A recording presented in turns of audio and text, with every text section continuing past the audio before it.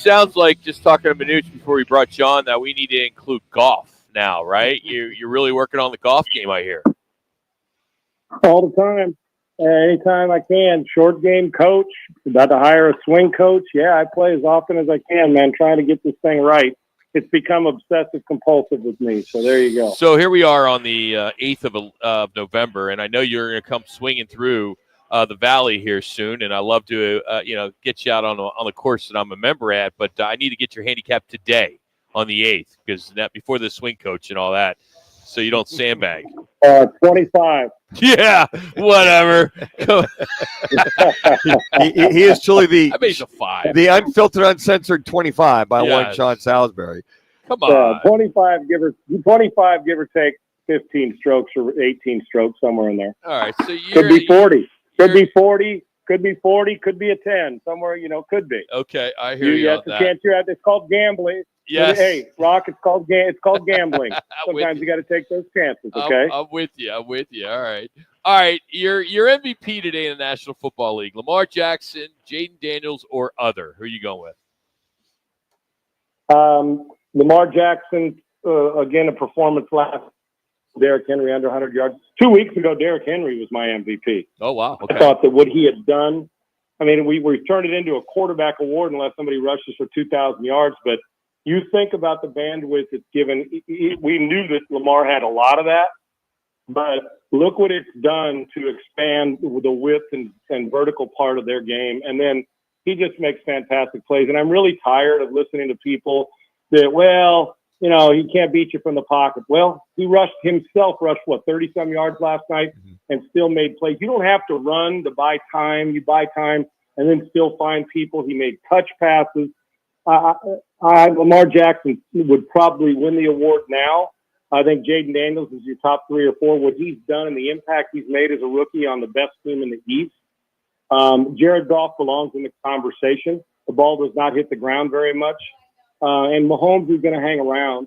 And if their team was 3 wins better, Burrow would be in the top 3. Look at his numbers. Yeah. It's what he's doing on a team that just can't win consistently this year is fascinating. So I'd probably go Lamar, Goff, and then Jaden Daniels in that order, with the Burrows and the Derrick Henrys to follow. Do you put what Jaden Daniels is doing on par with what C.J. Stroud did last year, Sean? Yeah. I almost, the similarities, whether the numbers, not just the numbers we see in analytics on the field of, yards per completion, accuracy, balls down the field. It comes to the intangibles too. The fact that you walk in and immediately in 6 weeks, you go through your training camp. Now guys look to you to lead, and you're a rookie he's played missed 8-9 games in the league. I mean, he has got him at 7-2. And I went on a show in D.C. earlier this week with Brian Mitchell, and if there's a major buzz about it, we're not even talking about we didn't last year, and we're not this year about these guys are rookies. We just kind of blow past that. And that the problem is for future quarterbacks and for the other rookies who are making some plays their own at times, like May, like Caleb Williams, like Bo Nix. These 2 guys last year and this year have set it at a different level. And it's unfair because that's not the way you're supposed to play as a rookie. But both accurate, both can beat you inside. And the advantage that Jaden Daniels has is his feet on the edge. Ever since you guys have been watching him at Arizona State, he's improved every year as well. So his feet and the ability to rush for 90 yards, even though Stroud can buy time. And players they're magnetized towards him. They just follow him, and they play better when they're around him. And that's part and parcel to, you don't expect them to do anything you wouldn't. And when you do it well. And they're both non-self promoters. So yeah, I think the similarities are there. And you remember at this time last year, C.J. Stroud's name was coming up in the top 5 as an MVP guy at how he turned a team around. And remember, both these guys are turning teams around that were not the year before, were not very good. I mean, Washington started to get a little better, but both rookie head coaches, at least in their Quinn his second time, but rookie head coach in Washington, even though he has been one in, elsewhere, but also in D'Amico Ryan's rookie head coach. So ton of similarities, and both of them will have their team in the playoffs. Washington's going to make the playoffs, and we saw that Houston made it last year. And are still 6-3 this year. So, Sean, yeah, pretty impressive. Why are we leaving Kirk Cousins out of the conversation for what he's doing in Atlanta? Because it's probably Atlanta, and we don't expect much from their team, but we should expect more. I mean, I thought they were a division winner this year. I think they've loaded up. We don't give Cousins the respect he deserves anyway, because he hasn't won extensively in January. Unfair, probably. We call wins a quarterback award, yet a quarterback, metric and a quarterback, the quarterback wins. But when we put in a left tackle on the Hall of Fame or a wide receiver, we don't say, yeah, man, you see how many wins he had? But we don't. It's like it's all on the quarterback. Yet when they fail, it's his fault too. So he's responsible for wins and losses. So I guess maybe it evens out. But it's an odd thing we're doing. But Kirk Cousins puts up numbers. Now, if he goes and wins, unfortunately, it's a regular season award, and I get it, or fortunately. But if he goes and wins, maybe the next year we will. But wasn't the disrespect paid right off? You go pay Cousins. Not by the way they paid him. What did Atlanta do in the first round of this draft? Drafted Michael Penix. Yes. In the top 10 picks, when they could have probably, and I love Penix, he probably could have traded down and gotten a little later, and I think he's going to be a really good player. But 3 minutes. Aspirations to one more guy they could have drafted in that spot, another playmaker, an edge rusher, an offensive lineman. Imagine what it'd do now. So I almost feel like it's in all of our DNA to say, oh, yeah, Cousins is real good. He'll put up MVP numbers, but because we don't expect Atlanta to be a Super Bowl caliber team. But Cousins has been good wherever he's been. And look what he's done to Atlanta. They're playing with confidence, and the guy is always putting up numbers. So he'll be in it, the talk, but he's not going to win it just because we don't give him the credit he deserves unless they went on and went 14-3 during the regular season. Sean, do you get caught up in the first week of the CFP rankings?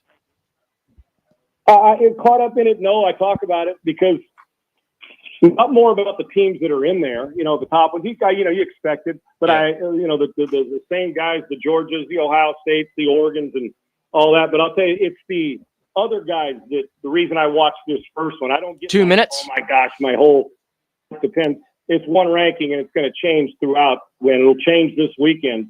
I like it because teams like Army, who undefeated, and man, trying to stop the option on a short week like in a playoff, that could be a problem if they ever. For them, I think they're too low at 25. Then you got Indiana, and you got BYU, and you got Iowa State. I know they lost the game. Teams that were like, well, the way Vanderbilt's playing, they're not going to be in the playoffs. But I'm more intrigued with the other guys, the guys sitting on the outside of it. What do you got to do? LSU Alabama game this weekend, the loser, they're done. Yep. So this game, I know it's better team, but they're done, and those are two teams that could go beat a couple teams in the playoffs. So I'm more intrigued with how far away teams like Army or those teams are. Can they make enough run? And if they go undefeated, the Boise State situation, has become a really good football program, but and they got a Heisman Trophy guy, but will he get enough love because he's at Boise State? 1 minute. For this, it's usually not the ones that are in the top 12. I'm looking for why the ones outside of it and how far they got to go to make this even more interesting the last week or two of the season. All right, 30 seconds. Your strength and your weakness on the golf in golf.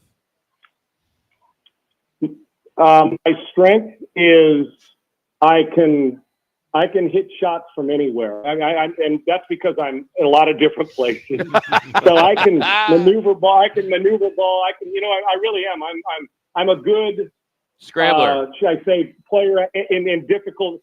Put it this way: you put me in the first cut or the second cut of rough, and I got to get around a tree. I'll find a way to hit a low screamer and get it up there. Send me at 120 yards with a wedge in my hand on a par five, or all I got to do is flip it in there, and I'll skull the damn thing and have to in three putt. But it really is my ability to scramble. That's one. For me, it's shots around the green, which is probably the problem with everybody. But more importantly, which is I'm a mechanics fanatic when I coach football, is to repeat the same swing all the time. The ball flight. One time, you miss on a snap hook. The pros miss. They usually know why they miss. For me, snap hook one time, if I miss it, a high cut. So I would probably say that my swing doesn't quite bring to the table. If I have 75 swings on a golf course, they don't all repeat themselves, so I have to scramble around at times. But I'm working on being a consistent swing that doesn't break down.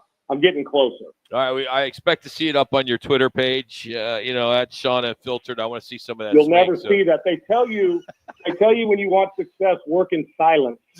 Okay, so I'm working in silence because I'm going to wait. But you know what? We'll go hit balls on the range, and then you can judge how many strokes you want to give me. All right, how's that? Fair. Well, you just get your ass to Phoenix. I know you have a reason to be here, so get here and we'll go play.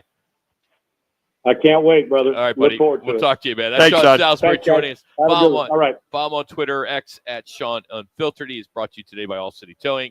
They're hiring. We talk about it every day, and they are still hiring all types of positions, all types of great benefits. So if you're ready to take your career to the next level, visit them online at allcitytowing.com and just search careers. All City Towing, where your future is on the move. Football 50 is next.